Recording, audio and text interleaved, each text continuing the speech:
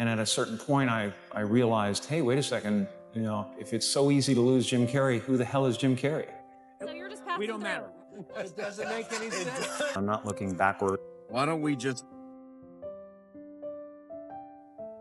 It was more like you're supposed to say, you know, we're important. And you're supposed to say it's all going to be all right. And you're supposed to say that, you know, whatever you dream can come true. And you're supposed to say all those things. I do believe in manifestation, power of that kind of stuff.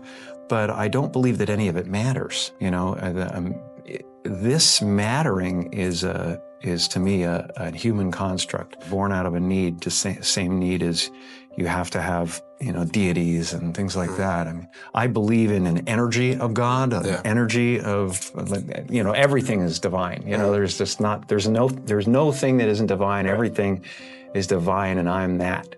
And it doesn't matter to me what's happening. I'm finding that ultimately the freedom from it is something people are kind of hungry for in a way. Right. They're like, I don't want to be me either. Right. You know, and I go, well, great, because you never have been.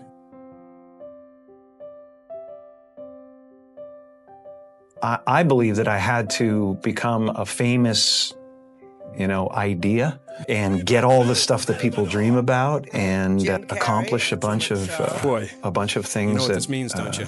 You know, that look like success in order to give up my attachment to those things.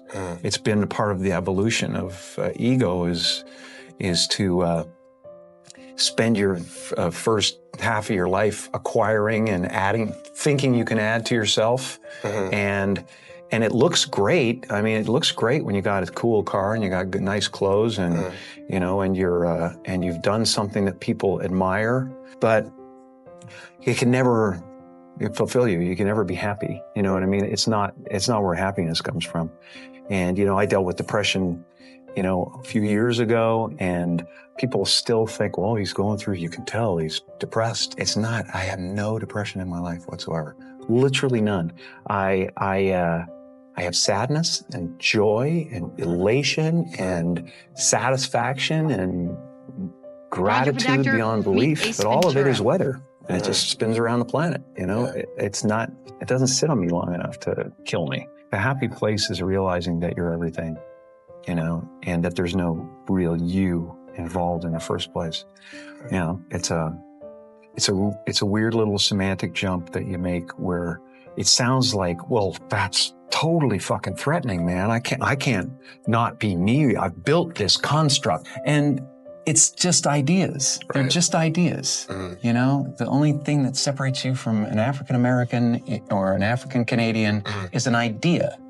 You know, and the weather, the adaptation to the climate, and whatever it is. I don't believe in any of it. And so the feeling of wholeness is a different feeling than meanness. They're all characters that I've played, including Jim Carrey, including Joel Barish, including any of those things. They're all characters. You know, Jim Carrey was a less intentional character, right? Because I thought I was just building something that people would like, but it was a character, you know, so it's, you know, I played the guy that was free from concern so that people who watched me would be free from concern. You know, and then at a certain point you go like, okay, well, that's great. But, you know, it's like the one thing, like people talk about depression all the time. The difference between depression and sadness is just, you know, from happenstance, whatever happened or didn't happen for you, or, you know, grief or whatever it is. And depression is your body saying, fuck you, I don't want to be this character anymore. I don't want to hold up this avatar that you've created in the world. It's too much for me. Right. You know? And you should think of the word of depressed as deep rest. Deep rest. Your body needs to be depressed.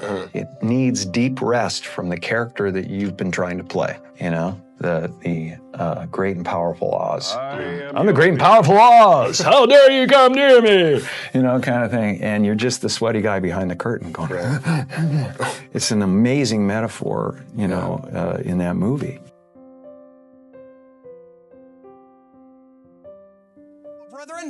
What up with thee? Liar! You know what I'm gonna do about this? Sorry. It's a pretty name, though. It really is nice. It's means merciful, right? Clemency. Good afternoon, good evening, and good night.